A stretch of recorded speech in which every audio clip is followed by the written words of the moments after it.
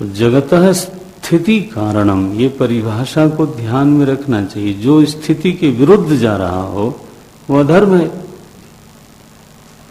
आपको निमोनिया हुई है और आप गए माघ मेले में नहाने के लिए प्रयागराज त्रिवेणी संगम पर। अब नहाना वहां पर अधर्म भी हो सकता है। क्यों अधर्म हो सकता है? स्थिति का विरोधी है।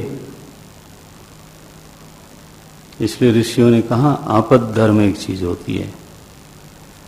एक सामान्य धर्म है, एक आपद धर्म है और एक विशेष धर्म है। ये जीवन में आपको इसकी समझ बहुत जरूरी है। सामान्य धर्म होता है जो दशकम धर्म लक्षणम, मनु महाराज ने कहा, सत्य होना चाहिए, धीरज होना चाहिए, अहिंसा होनी चाहिए, शुचिता होनी चाहिए। कोई बोल पाएगा?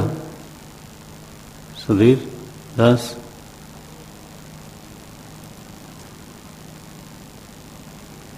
दशकम धर्म लक्षणम, मुझे उठ नहीं रहा, नहीं तो मैं भी बोल देता।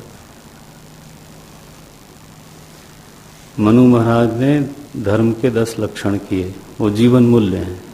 सत्य, अहिंसा, ब्रह्मचर्य, शौच आदि। ये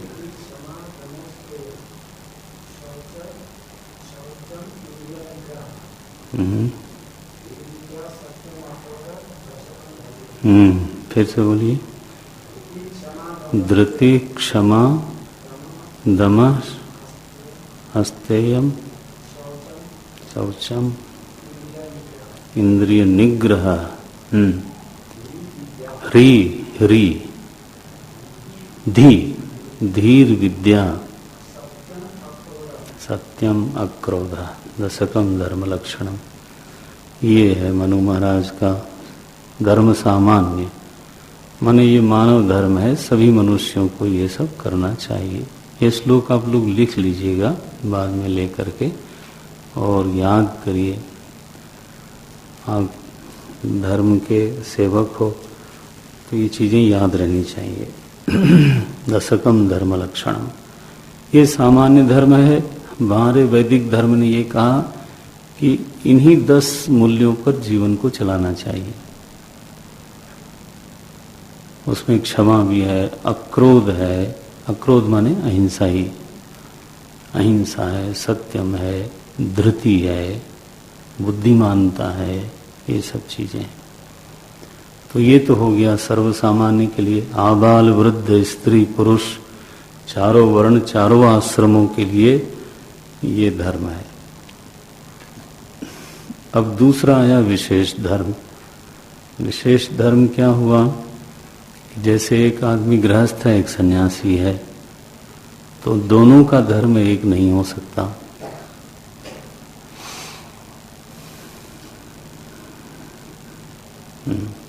अभ्यास बढ़ाना चाहिए। दोनों का धर्म एक नहीं हो सकता।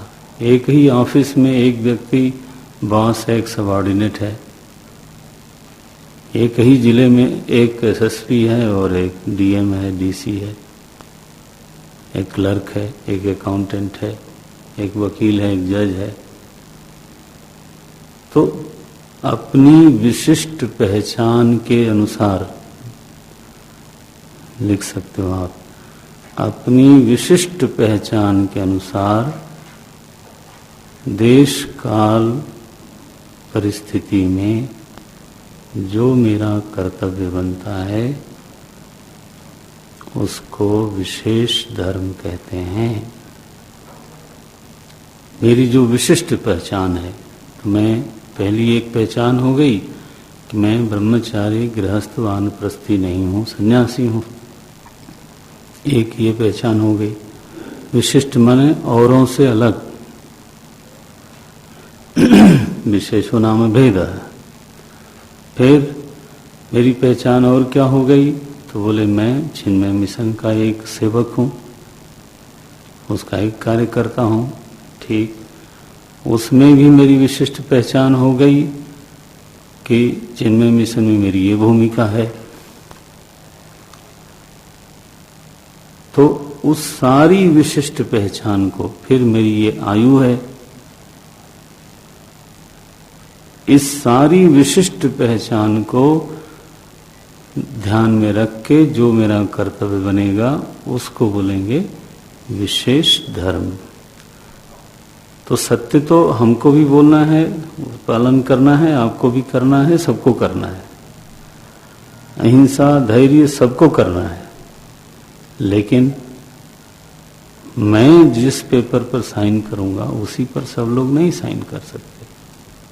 जो निर्णय मुझे लेना है वो दूसरा व्यक्ति नहीं ले सकता, और जो दूसरे को लेना है वो मैं नहीं लूंगा।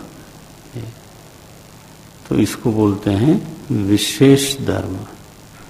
विशेष धर्म के बिना स्थिति नहीं हो सकती। इस संस्था में ही अगर सभी लोग सबका निर्वाह करने लग जाएं तो it will be like a big confusion. 2 दिन में संस्था टूट जाएगी। ये तो सामान्य धर्म भी स्थिति का हेतु है, विशेष धर्म भी स्थिति का हेतु है। और फिर ऋषि ने ये कहा, अथवा कहिए सनातन परंपरा से बात चली आ रही है कि ऐसी परिस्थिति जीवन में आती है, आ सकती है, जब सामान्य धर्म व्यावहारिक न हो और विशेष धर्म भी व्यावहारिक न हो। लो, इस व्यावहारिक न हो माने स्थिति विरोधी हो जाए, उसका एक ही अर्थ है। वो भी अस्पष्ट नहीं रहना चाहिए,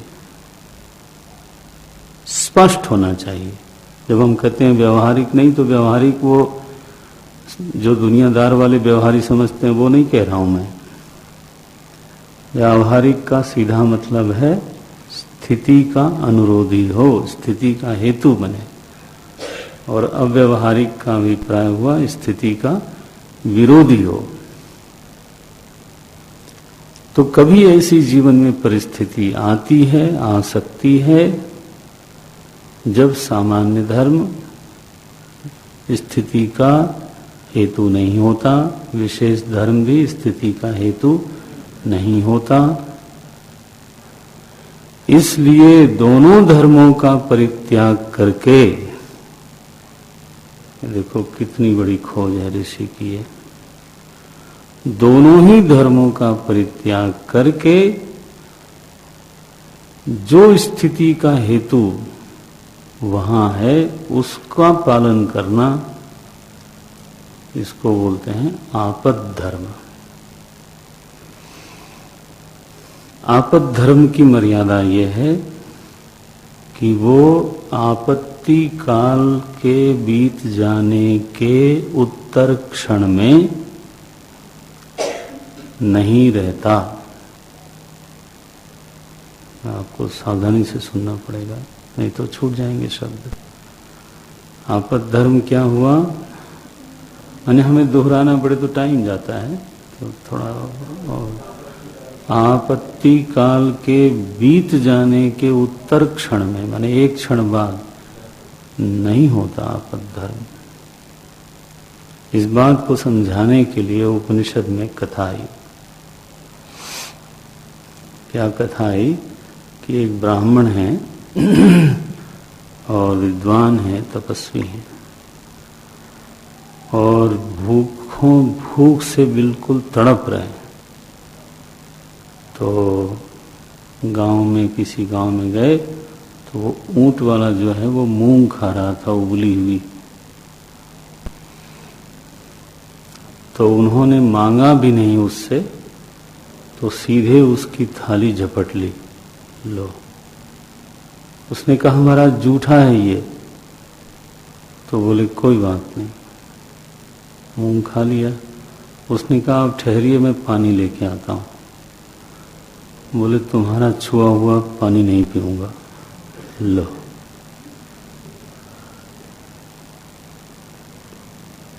तुम्हारा स्पर्श किया हुआ जल नहीं पी सकता। वो हंस गया, बोले अभी मेरे जूठा मूंग खाया है आपने, और ये क्या व्यवस्था हुई। बोले तुमको धर्म की गति समझ में नहीं आती। वो भूख के बिना मैं मर जाने वाला था, तो उस समय मेरा वो आपद धर्म था। लेकिन जल पान के बिना अभी मैं 1-2 घंटे और रह सकता हूँ, तो मैं फिर अपनी मर्यादा से जल पीऊंगा। तो आपतकाल बीत गया तो मेरा जो विशेष धर्म है और सामान्य धर्म है वो आरंभ हो गया।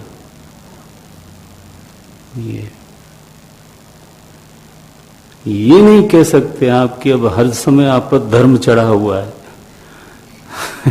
हाँ, आज सर्दी ज्यादा है, गंगा जी ठंडा पानी लेके बह रही हैं, बोले आज भी आपत धर्म मना लेते हैं। वो नहीं चलेगा। तो आपत धर्म का एक विशिष्ट लक्षण है, जिसमें सामान्य और विशेष धर्म का परित्याग करके स्थिति के हेतु के अनुकूल व्यवहार किया जाता है, लेकिन उसकी मर्यादा आपत्काल पर्यंत है, बस। इसलिए हमने वहां जैसे गर्भपात का विषय दिया गया था, तो हमने कहा ये आपद धर्म में जहां माता स्वयं मान लो खतरे में है, ऐसा भी संभव है। अब आप स्टैंड ले लो कि नहीं ये होना ही नहीं चाहिए, तो आप 2 जान लेने के मूड में हो। तो क्रिश्चियन धर्म में मुझे मालूम नहीं कि धर्म की त्रिविध व्याख्या की गई है कि नहीं की गई है, इसलिए उन्होंने जो स्टैंड लिया वो हमें लेने की जरूरत नहीं है। शांति सामान्य धर्म है। पहला ही है ना श्रम, क्या बोला था? धृति, धृति क्षमा, आगे दमः दमस्तेयम अस्तेयम दया, ये सब सामान्य धर्म है। लेकिन युद्ध भी धर्म है, आपद धर्म है, विशेष धर्म नहीं है, आपद धर्म है। सामान्य धर्म नहीं है, आपद धर्म है। क्लोनिंग जगत की स्थिति के लिए आवश्यक नहीं है। अगर टेक्नोलॉजी आपको परमिट कर रही है, इवन देन क्या उसको जगत की स्थिति के लिए, क्या जगत की स्थिति के लिए उसकी आवश्यकता है क्या?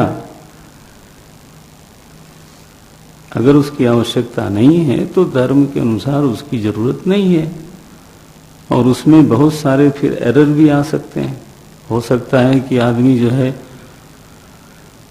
वो तो बहुत पीड़ा वाला एरिया है, आपको शायद पता है नहीं है, वो ऐसा सोचते हैं कि क्लोनिंग जब हम करेंगे तो वो तो जीव नहीं होगा, तो दूसरे की दवाई के लिए उसका हार्ट निकाल लो, उसकी किडनी निकाल लो। आप समझते हो कितनी खौफनाक एक बिल्कुल क्रूर परिस्थिति की बात बोलते हैं ये लोग, जड़वादी लोग। भाई मैथुनी सृष्टि से कोई जीव नहीं आया, शरीरधारी नहीं आया, क्लोनिंग से आया, तो क्या वो जीव नहीं है क्या? भाई शरीर के धारण करने की प्रक्रिया ही तो बदली है, मैथुनी सृष्टि नहीं है। इतना ही बोल सकते हो क्लोनिंग, लेकिन आप ये नहीं बोल सकते कि वो जीव नहीं है। हमारे यहाँ ये कॉन्सेप्ट है कि कुंभज ऋषि कुंभ से पैदा हुए। हमारे यहाँ तो ऐसा नहीं कहा गया कि केवल मैथुनी सृष्टि होती है। द्रोणाचार्य के बारे में कहते हैं द्रोण से पैदा हुए। अब वो द्रोण चाहे हाईटेक द्रोण रहा होगा, मैं मानने को राजी हूं। कुंभ जिसको कहते हैं वो कोई घड़ा नहीं होगा, बल्कि वो संभव है टेस्ट ट्यूब हो, कुछ ऐसा हो। The first test tube baby in universe was Hanuman ji. हाँ जी, शिव जी का वीर्य है अंजनी का गर्भ है और पवन देव उसको लेके आए, इसलिए हनुमान जी के 3 पिता माने जाते हैं, शंकर सुवन, पवन पुत्र, केसरी नंदन। आप बोलो, आपका ध्यान रोज तो हनुमान चालीसा करते हो, एक बच्चे के 3 बाप कैसे होंगे? ये तो शिवांश टेस्ट ट्यूब बेबी, गर्भ किसी का यूज किया गया, माने हनुमान जी महाराज कुंभज नहीं है, द्रोण नहीं है, गर्भ से आए, तो यूट्रस चाहिए उनके लिए। लेकिन तो शिव जी का वीर्य है और पवन देव लेके आए हैं। तो ये तो हमारे यहाँ तो विविध प्रकार की सृष्टि की कॉन्सेप्ट है, और क्लोनिंग भी है। मैंने बोला उस दिन, सबसे बड़ा दृष्टांत रक्त बीज का है, उसकी एक बूंद गिरने पर उसी सदृश हजारों तैयार होते थे। यही क्लोनिंग है, by passing the mother. Cloning का कॉन्सेप्ट क्या है कि मदर के यूट्रस की जरूरत नहीं है, गर्भाशय की जरूरत नहीं है। स्त्री या पुरुष किसी में से एक सेल लिया, कुछ किया तो उससे कुछ करते हैं। लेकिन अब हम ये नहीं कह सकते कि अगस्त ऋषि चूंकि अयोनिज हैं इसलिए वो जीव नहीं है। यहां तो आपके शास्त्र की क्या कोई तुलना करे, यहां तो मानस पुत्र भी हुए। तो क्लोनिंग की बात छोड़ो, नारद जी मानस पुत्र हैं, वशिष्ठ जी मानस पुत्र हैं।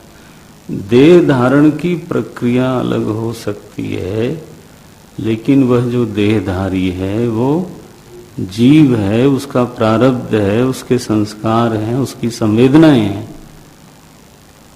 और आप कह रहे हो कि नहीं ये तो वेजिटेबल है, तो हम क्लोनिंग करेंगे और बाद में इसकी किडनी निकालेंगे। लो, मैंने ऐसा हिंसक समाज, ये लोग ऐसी बातें करते हैं। तो न तो जगत की स्थिति का कोई कारण है, जरूरत ही नहीं है उसकी। तो चूंकि हमें वो प्रश्न दिया गया था, तो हमने इस वाक्य को बेस करके करीब 45 मिनट की एक टॉक दी। वहां पे गुरुजी भी बैठे थे, और मेरे ख्याल से कैसेट कहीं होगा, पता नहीं, यहां लाया गया था एक कॉपी करके कैसेट, पता करना, कभी सुन लेना चाहिए। धर्म के विषय में आपको कुछ अलग एंगल्स भी मिल जाएंगे। तो पहले जब आप कहते हो धर्म की दृष्टि से इन प्रश्नों का उत्तर क्या है, तो पहले धर्म को समझना पड़ेगा। धर्म का रूप क्या है? दोनों हैं, स्थिति का हेतु प्लस प्राणी नाम साक्षात अभ्युदय निश्रेयस हेतु यह सधर्म।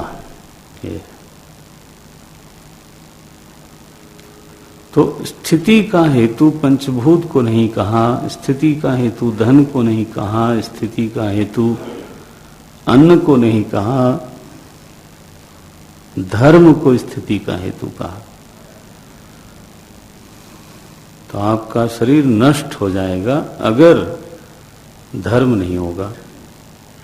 आप नहीं जानते हो अगर कि आपका विशेष धर्म क्या है, सामान्य धर्म क्या है और आपद धर्म क्या है। देह नहीं धारण कर सकते। भोजन जो पालन करने के लिए बनता है, संभव में मार डाले। परिवार, अब देखो परिवार की स्थिति, परिवार त्याग से चलता है। परिवार की स्थिति का हेतु लोभ नहीं है, त्याग है। तो इसलिए त्याग को धर्म कहेंगे और लोभ को अधर्म कहेंगे। हो गया? परिभाषा एक बार बन गई तो आप लिस्ट आउट कर लीजिए। मधुर वचन बोलने से, एक दूसरे के प्रति मीठा भाव रखने से परिवार चलता है। और जहाँ ये होड़ लगी हो कि कौन कितना कठोर बोल सकता है, हाँ, ऐसे भी जगह हो जाती है कभी कभी। कौन कितना ज़्यादा किसी को ताना मार दे, चुभा दे, नहीं हो सकता, खत्म। अविश्वास से परिवार नहीं चलता, विश्वास से चलता है। सहायक वृत्ति से चलता है, असहयोग वृत्ति से नहीं चलता। तो परिवार को दीवारें नहीं बचाती हैं, है ना, स्थिति का हेतु। परिवार धन की वजह से स्थित होता है, नहीं, कई बार वही धन परिवार तोड़ने का कारण बनता है। इसलिए धन अव्यभिचारी रूप से स्थिति का हेतु नहीं है। स्थिति का हेतु जब भी है तो वो धर्म है। जीवन मूल्य, अब मैं संक्षेप कर रहा हूं, जीवन मूल्य, विचार, आचार, तीन चीज तो चाहिए। ध्यान रखना, जीवन मूल्य को आप एलिमिनेट नहीं कर सकते, क्योंकि विचारवान बहुत लोग होते हैं, लेकिन उनके विचार की दिशा को तय करने वाला जीवन मूल्य होता है।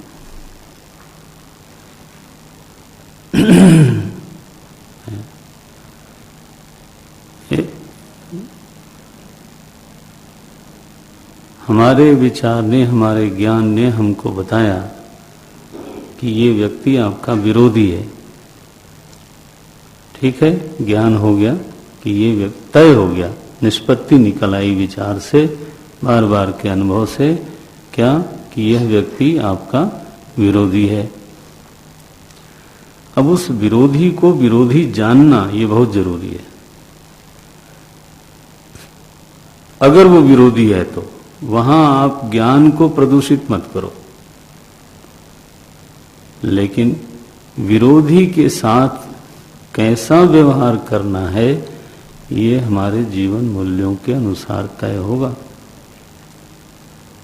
अगर हमारा जीवन मूल्य यह है कि उसके साथ भी मुझे हित करना है, तो जानते हुए कि यह हमारा विरोधी है, मैं करूंगा उसका हित। अच्छा, अगर हमारा जीवन मूल्य है कि उससे उदासीन हो जाना है, तो हम कोशिश करेंगे उससे उदासीन होने की। और अगर हमारा जीवन मूल्य ये कहता है कि टिट फॉर टैट, तो फिर हम कहेंगे अच्छा ठीक है, फिर हम तुमको बताते हैं। तो अब ज्ञान एक है, लेकिन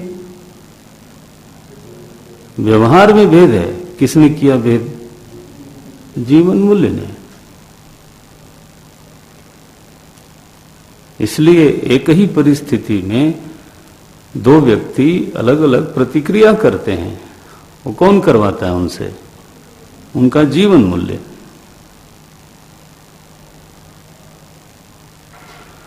तो ध्यान रखना कि जीवन मूल्य में अगर दोष आया तब फिर नहीं बच सकता वो व्यक्ति, न परिवार, न समाज, न राष्ट्र।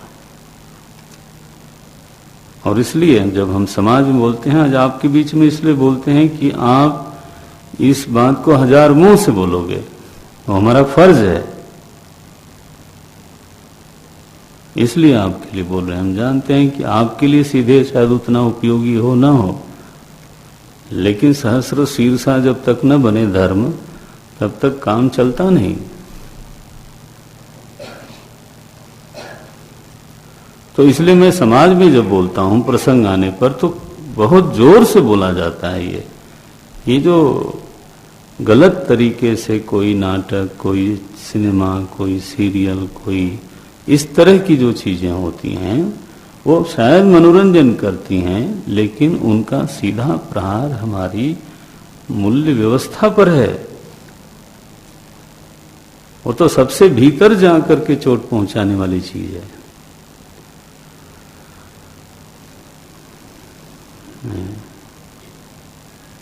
देश 900 वर्ष अक्षुण्ण संस्कृति से संपन्न रहा, तो उसका जीवन मूल्य तो इंटैक्ट है। कोई मंदिर तोड़ देगा, जीवन मूल्य थोड़ा तोड़ सकता था।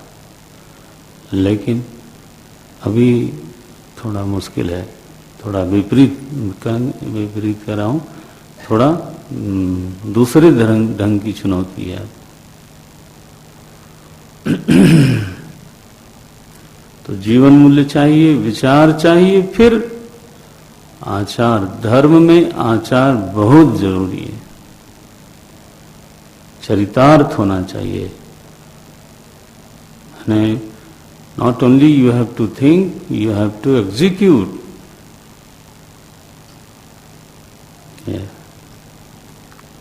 चर ऐसा शब्द आता है। तो चाहे व्यक्ति का शरीर हो, उसकी स्थिति का हेतु भी धर्म है। परिवार है, परिवार की स्थिति का भी हेतु धर्म है।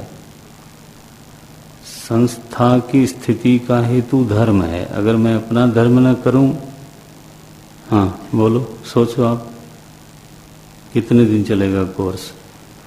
आप कितने दिन धीरज रखोगे? हाँ, सिंपल बात है।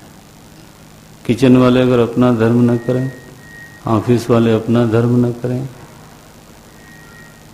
जो जहां बैठा है उसका जो विशेष धर्म बनता है, उसका अगर वो परिपालन नहीं करेगा, ये दीवालों से संस्था नहीं चल रही है। वो ऋषि की पैनी दृष्टि है, वो स्थूल वस्तु को स्थिति का हेतु नहीं मानता। लोगों को आश्चर्य होता है कि बताओ, भागवत जी में यही कहा, स्थानम, जगत का स्थान क्या है? बोले वैकुंठ विजय। माने प्रभु की प्रेरणा की विजय, उसका अभिप्राय होता है धर्म। दुनिया कहाँ रहती है? भागवत में कहा धर्म में रहती है। अब अगर कोई ठीक से समझाने वाला न हो, परंपरा न हो हमको प्राप्त हो, बोले धर्म में दुनिया रहती है। हिंदू भी पगला गए। हिंदुओं के ऊपर कभी आक्षेप सुनो तो बड़ा आनंद आता है। नहीं, हृदय जलता होगा कुछ लोगों का, अगर जवाब ना आता हो तो। बोले हिंदुओं ने मनुष्य को इतना गिरा दिया कि उससे पशुओं की पूजा करवाई, पशु से भी गया बीता हो गया। सांप की, गाय की, बैल की पूजा कराई, और तो क्या पेड़ों की पूजा कराई। लो, आदमी को बिल्कुल गिरा दिया। मैं एक दिन पाकिस्तान सुन रहा था, तो इस्लाम के मौलवी साहब ने, मुझे बड़ी हंसी आई। मैंने कहा बात तो सही है भाई, क्या आप नाग पंचमी के दिन सांप की पूजा करते हो, गौ की पूजा करते हो। पहले पेड़ों, पहाड़ों, नदियों की, ऐसा उसको गिराया है इस हिंदू धर्म ने।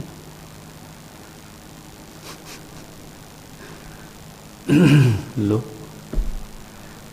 बोले इनके देवी देवता बड़े विचित्र हैं। किसी के 10 मुंह है, किसी के 4 मुंह है, किसी के 3 हैं, किसी के हाथी का है। लो, और उनकी सवारियां भी, माने अब चूंकि वो इस्लामिक गणतंत्र है तो वहां तो सबको पसंद ही आएगी ये बात। बोले कोई बैल पे चलता है, कोई चूहे पे चलता है,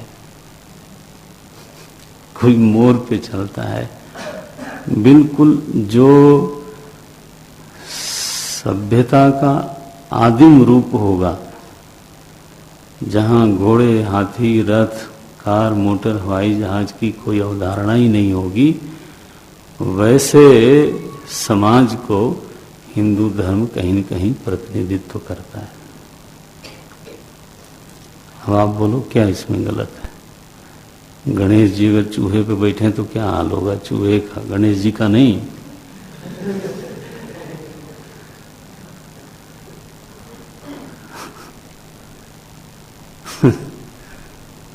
कहीं कहीं लोग गणेश जी को जस्टिफाई करने के लिए चूहा हाथी की तरह बना देते हैं। उसकी शकल चूहे की तरह होती है, आकार हाथी की तरह बना देते हैं। स्पेशल चूहे पे गणेश जी, ब्रह्मा जी ने स्पेशली तैयार किया होगा कि एक चूहा हाथी की शकल का।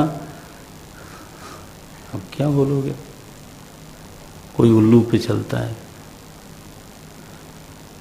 अब पढ़ें, एक आता है हमारा मौलवी, यहाँ तो नहीं, हमारे चैनल पे आता है, शहरों में आता है, मुस्लिम करके एक चैनल आता है। तो यंग लड़का है, शायद किसी ने देखा होगा, देखा, अंग्रेजी में बोलता है, भंडारकर जी ने देखा कभी उसको। वो महाराज कोट करता है गीता को, इस अध्याय के इस श्लोक में गीता सेड दिस। बोले यार हम तो ये सब जानते नहीं। जानिए, कूप मंडूक रहना कोई अच्छी बात थोड़ो है। और हमारे महात्मा लोग आश्रम की चारदीवारी में खुश 17वीं शताब्दी में आनंद मंगल करते रहते हैं। कई बार ऐसा ही लगता है मुझे बाहर समाज में क्या हो रहा है। वो कोट करता है, महाभारत में ऐसा लिखा, मनुस्मृति में ऐसा लिखा, वेल रेड फेलो, यंग, हम लोगों की एज का होगा, शकल बड़ी गड़बड़ है, लेकिन बोलता है जम के। पब्लिक जुटती है उसके उसमें। नेचुरली इस्लाम को बहुत अच्छा लगता होगा।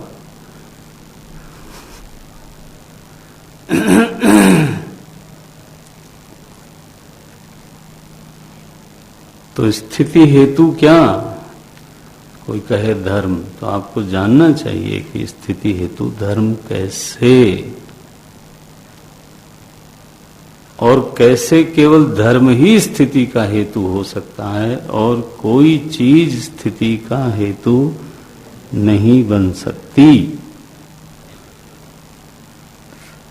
ये पक्का होना चाहिए।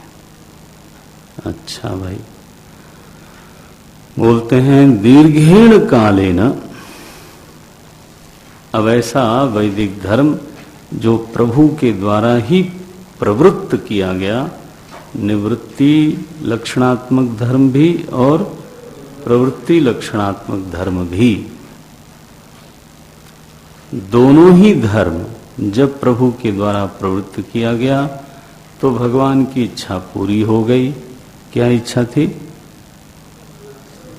जगत स्थितिम चिकीर्षु, जगत के स्थिति की जो इच्छा थी वो पूरी हो गई। लेकिन दीर्घेण कालेन, कालो जगत भक्षता, कोई भी व्यवस्था काल के प्रवाह में विकृत होती है। काल का स्वभाव है, चाहे कितनी भी निर्दोष व्यवस्था हो, काल के प्रवाह में धीरे धीरे धीरे उसके अनुष्ठान करने वाले उसको कुछ कुछ बदलते बदलते, कुछ इधर कुछ उधर करते कराते गड़बड़ कर देते हैं। काल में केवल बिल्डिंग पुरानी पड़ती है ऐसा नहीं है, काल में व्यवस्थाएं भी बिगड़ जाती हैं।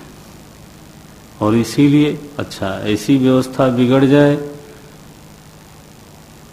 जो स्थिति का हेतु हो तो उसको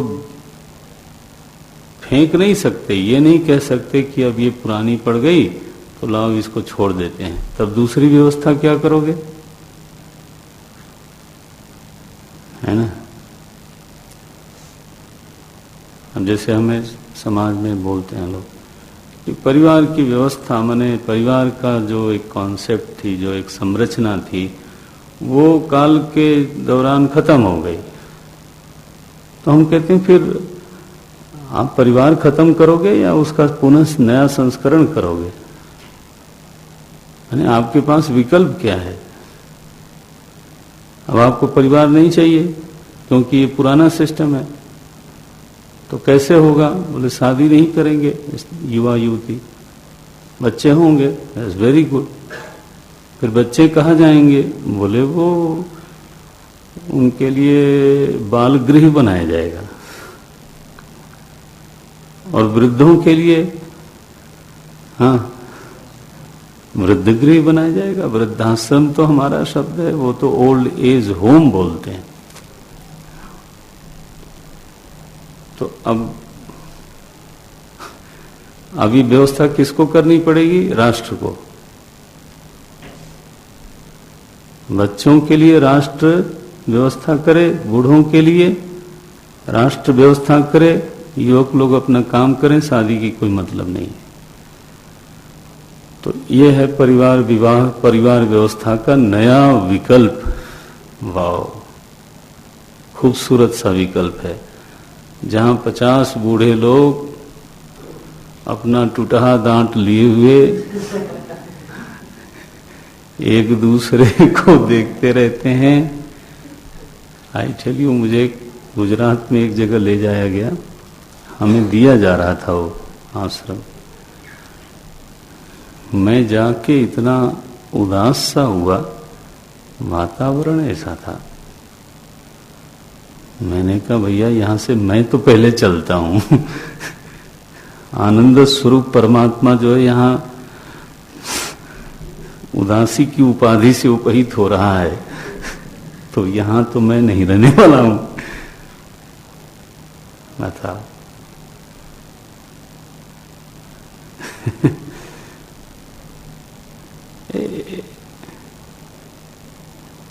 ऋषि की व्यवस्था देखो, एक परिवार में वृद्ध को सम्मान चाहिए, वो सम्मान से रहता है। बच्चे को प्यार चाहिए, उसको प्यार मिलता है। हर तरह के लोग परिवार में। तो परिवार व्यवस्था को चुस्त करने की बजाय उसको छोड़ के वैकल्पिक व्यवस्था की ओर जब ले जाएंगे, तो old age home, I don't think it can take place of family.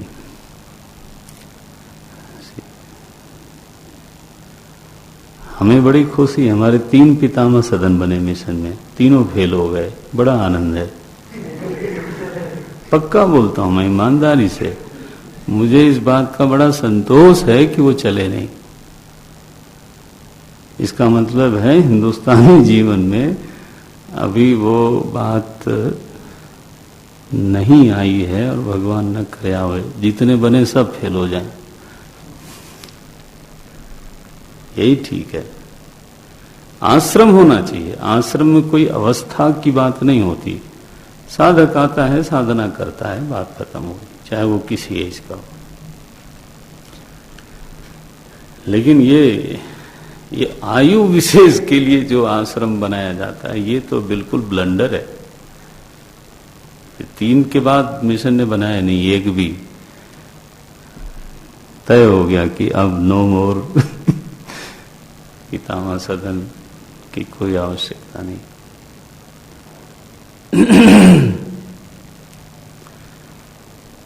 तो उसको ठीक करने की जरूरत होती है। व्यवस्था को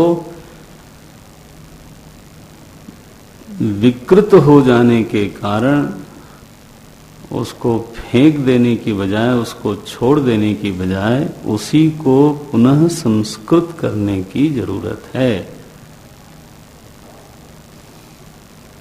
हमारे गुरुजी ऐसे बोलते थे कि प्रकृति का स्वभाव है विकृति,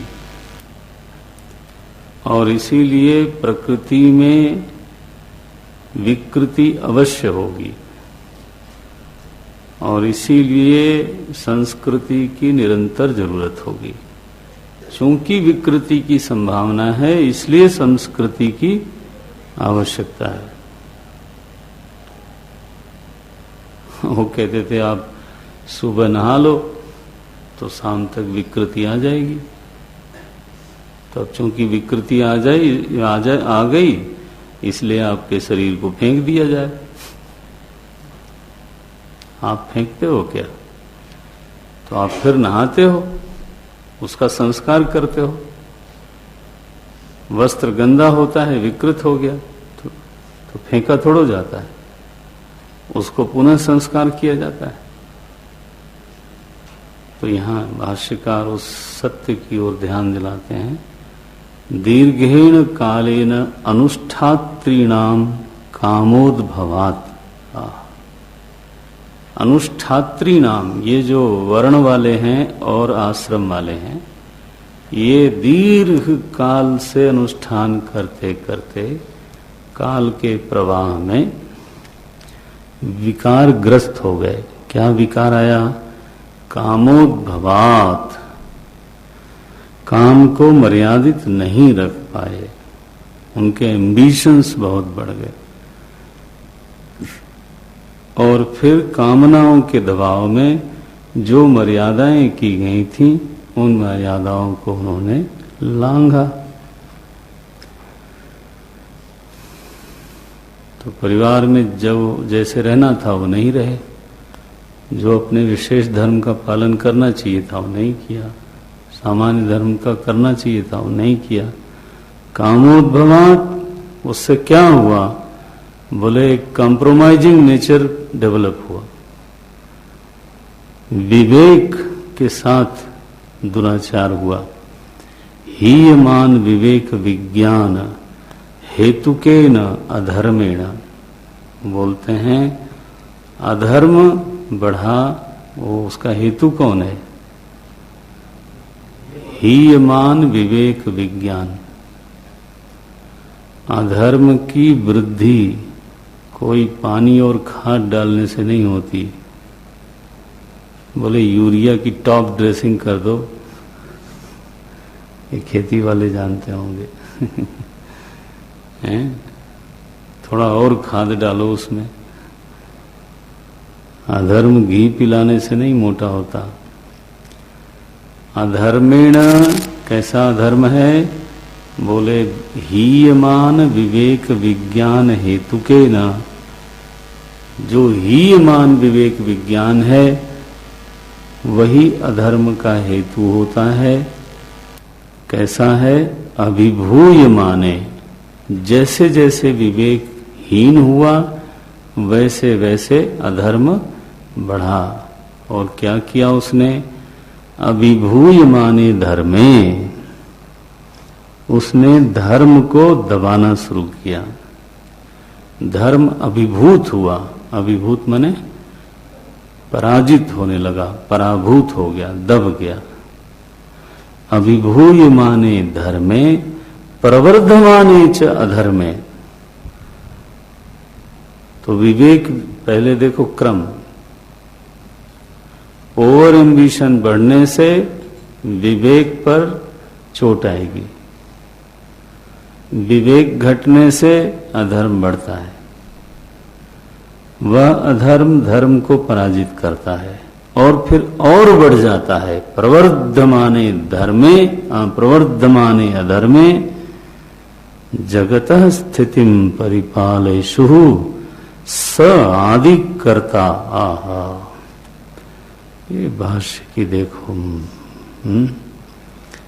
बोलते हैं तब परमात्मा ने देखा कि अरे धर्म की स्थिति, जगत की स्थिति का जो हेतु था धर्म, वो तो पराजित हो गया, तो दब गया। तो जगतः स्थितिम परिपिपालयिषु, तो जगत की स्थिति का परिपालन करने वाले, परिपालन की इच्छा वाले कौन है? वो याद दिलाते हैं। स आदिकर्ता, जिसकी बात पहले बोल चुका हूं। स आदिकर्ता नारायणाख्यो विष्णु। उन्होंने क्या किया? भौमस्य ब्रह्मणः ब्राह्मणत्वस्य रक्षणार्थम। अब देखो यहां क्या भाषा बोलते हैं। भूमि के ब्राह्मणों के ब्राह्मणत्व की रक्षा के लिए, भौमस्य माने भूमि के, ब्राह्मणः ब्राह्मणों की, ये भी षष्ठी है। भौमस्य ब्राह्मणो ब्राह्मणत्वस्य रक्षणार्थम, उनके भीतर जो ब्राह्मणत्व का लोप होने लगा था। हमारे पिताजी ऐसा बोलते थे कि सिर में अगर शराब चली गई हो, शराब का प्रभाव चला गया हो, तो पैर लड़खड़ाते हैं, इसमें पैरों का क्या दोष है? ऐसा बोलते थे। तो बोले जो शीर्ष है समाज का, जो धर्म की, मूल्य व्यवस्था की, विचार की, आचार की जिसके ऊपर जिम्मेदारी है ब्राह्मण जाति, जब उसके भीतर ब्राह्मणत्व का लोप होगा, उसके आचार में कमी आएगी, विचार में कमी आएगी, उसका खुद का जीवन मूल्य अगर कहीं प्रभावित होगा, उसका आहार विहार ठीक नहीं होगा, समाज को निर्देश करने में असमर्थ होगा, अपठित हो जाएगा, और उसके आचार विचार में, त्याग बलिदान में कमी होने के कारण उसकी वाणी में कोई प्रभाव नहीं होगा। तो समाज का निर्देश करने वाले की वाणी में प्रभाव होना चाहिए कि उसकी बात को कोई न टाले। देखो, स्वतंत्रता संग्राम तक की बात देखो आप, तो जो भारतीय स्वतंत्रता संग्राम लड़ा गया उसमें 80% लीडरशिप ब्राह्मणों के हाथ में है, साउथ से लेकर के नॉर्थ से, पूरब से लेकर पश्चिम तक, और शहर का ही नहीं, गांव-गांव में। हम तो, हमारे बाबा बोलते थे, गांव-गांव में पंडित जी लोग नेतृत्व करते थे, जुलूस में, इसमें। कारण तो उनकी बात गांव में सुनी जाती थी, सामान्य जनता उनकी बात मानती थी, और वो कोई किसी के कहने से नहीं कोई मानता है। माने हमारे होश तक की बात है, मैं बहुत ही निचले स्तर की बात कह रहा हूं। पता चला मुहूर्त दिखाना हो, पंडित जी के यहाँ जाइए। कुछ बीमारी हो गई किसी को, उन्हीं के यहाँ जाइए, थोड़ा वैद्यगिरी भी जानते हैं। पशु को बीमारी हो गई, उनके यहाँ जाइए, वो बताएंगे। चरनी हमारे यहाँ बोली जाती है, जहाँ पशु खाना खाते हैं, वो किधर बनानी है, माने वास्तु शास्त्र, पंडित से पूछ के आइए। शादी विवाह से लेकर के रोग और मुहूर्त और सारी चीजों को एक गांव में एक आदमी देखता हो और बदले में कोई फीस न लेता हो। गांव का ऐसा कौन सा वर्ग है, आजकल सभी लोग चिल्लाते हैं, ऐसा करने वाला कभी कुछ किसी ने परफॉर्म करके दिखाया क्या इस तरह का? तो जो ऐसा व्यक्ति है जो पारिश्रमिक नहीं लेता, उसको जो जहां दे दिया जाता है वहां वो खुश है। घर घर में धर्म का अनुष्ठान करवाना उसका प्रयोजन है। तुम्हारे बेटे का मुंडन होना चाहिए, तुम्हारे जनेऊ होना चाहिए। गांव में जो धर्म की, सनातन धर्म की स्थिति रही, उसका जिम्मेदार कौन था? मायावती? हाँ, मैंने बताओ।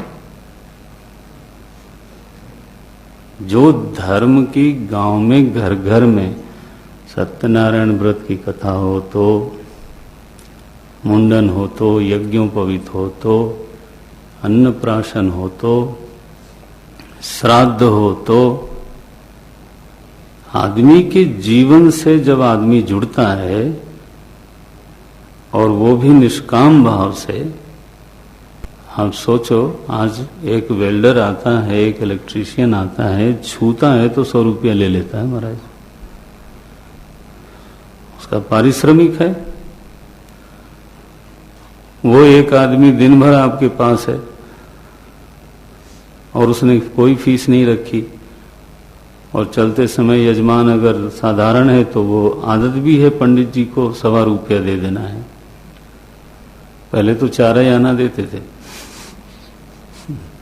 भिक्षा दे दी, 5.25 रुपया दे दिया। सबसे बड़ी कंजूसी उन्हीं के लिए होती है। पार्टी पर बहुत खर्चा, तंबू लगाने पर बहुत खर्चा।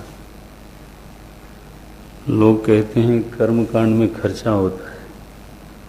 मैंने एक दिन पूछा, जरा कैलकुलेट करके बताओ साल भर का तुम्हारा बजट क्या है? साल भर का कर्मकांड के लिए तुम्हारा बजट क्या है?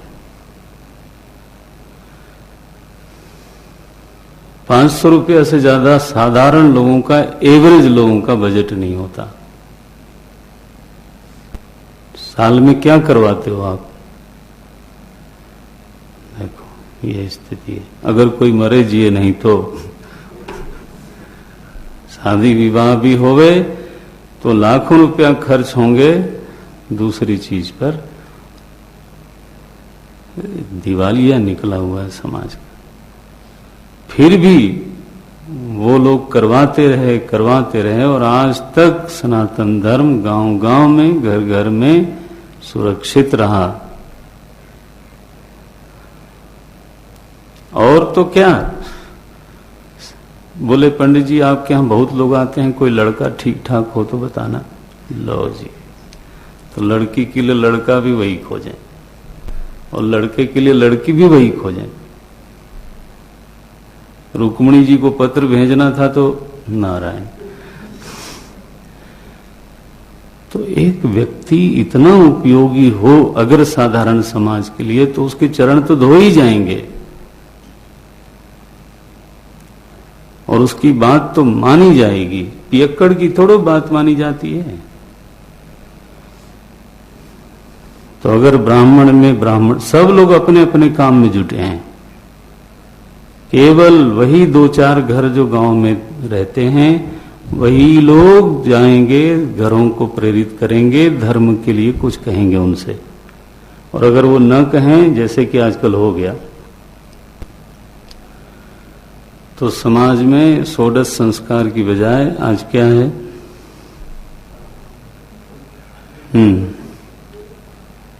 आज पता चला कि एक श्राद्ध संस्कार है, वो भी हल्का सा किसी तरह से।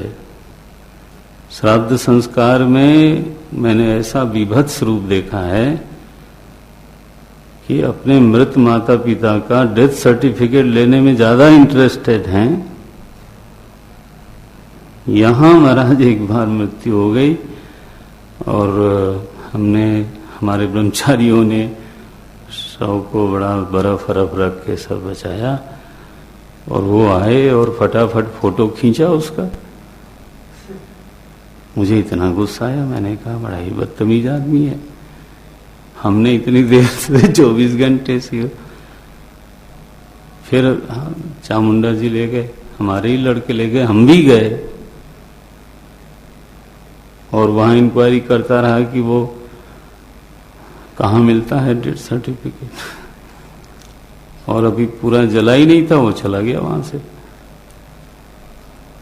ये समाज की स्थिति, जिसको लोग सेकुलर और ऐसा समाज बोलते हैं, स्व विवेक से कोई करवाने वाला ना हो तो घरों में धर्म ऐसे उड़ जाता है। वैसे ही आदमी करना नहीं चाहता।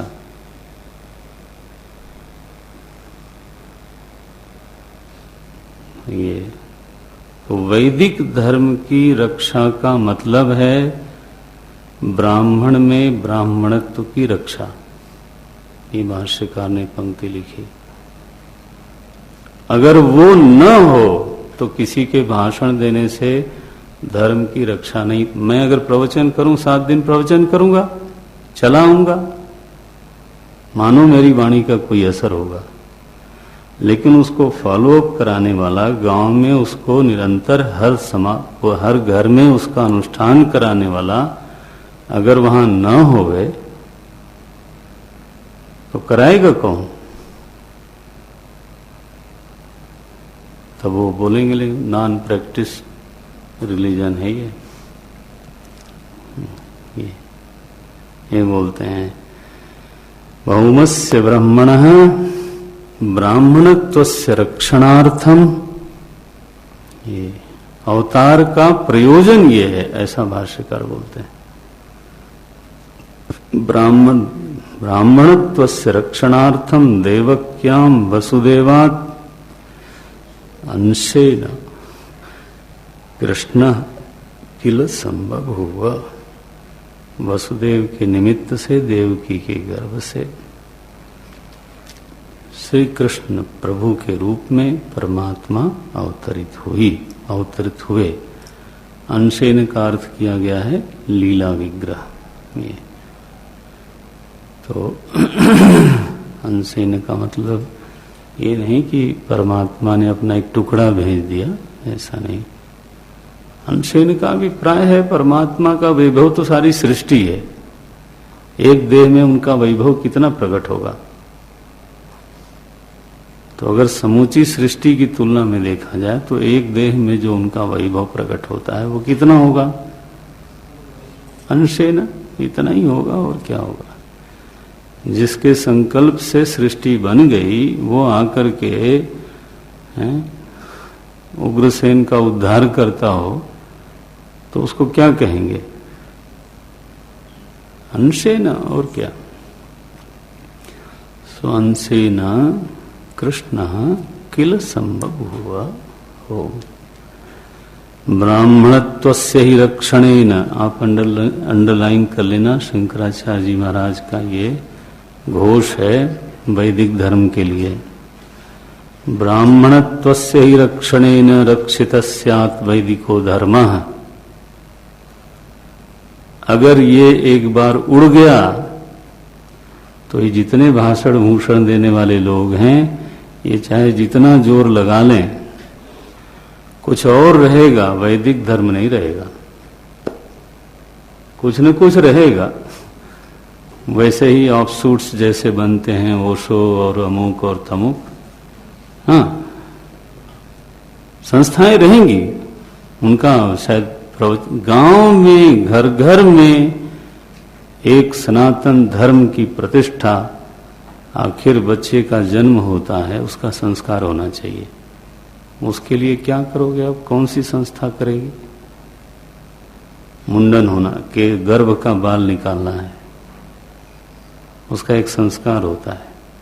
पहली बार उसको अन्न खाना है, उसका एक संस्कार होता है। फिर विद्या के लिए जाता है, उसका एक संस्कार होता है। विद्या से वापस आता है, उसका एक संस्कार होता है। पूजा होती है, पाठ होता है, व्रत होता है, त्योहार होता है, वो कौन करेगा? बोले ये नहीं चाहिए समाज में। फिर हिंदू धर्म क्या है? आपका भाषण। हिंदू धर्म क्या होता है? आप साल में 4 दिन के लिए कहीं गए और कुछ बोल के आ गए, इसको हिंदू धर्म बोलते हैं? हिंदू धर्म एक ऐसी जीवन पद्धति है, एक ऐसी आचार संहिता है जो घर घर में होनी चाहिए और जन्म से लेकर मृत्यु पर्यंत जितने बड़े इवेंट हैं सब में उसका कुछ अभ्यास होना चाहिए।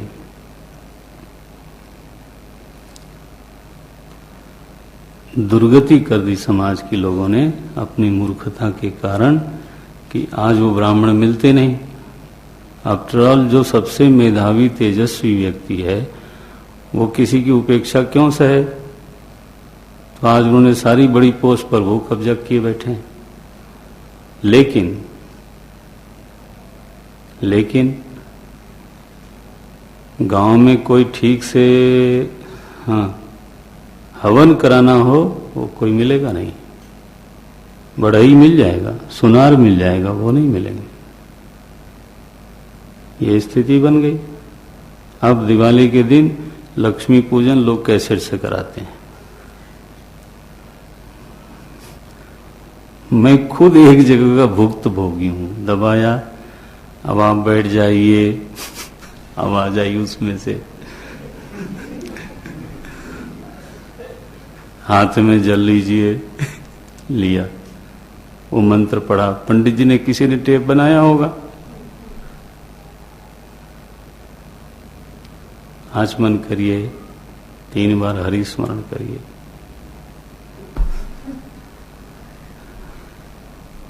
ऐसे वैदिक धर्म का ये विडंबना है। इसको बोलते हैं वैदिक धर्म का मजाक। आप धर्म की रक्षा की बातें करते हैं। इसलिए घोष देखो, ब्राह्मणत्वस्य ही रक्षणेन रक्षितः स्यात् वैदिको धर्म। तद अधीनत्वात् वर्णाश्रम भेदानाम। कल करेंगे चर्चा इस पर। ओम।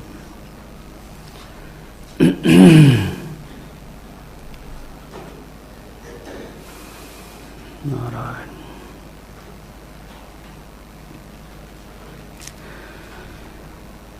ओम पूर्णमदः पूर्णमिदं पूर्णात् पूर्णमुदच्यते पूर्णस्य पूर्णमादाय पूर्णमेवावशिष्यते। ओम शांति शांति शांति।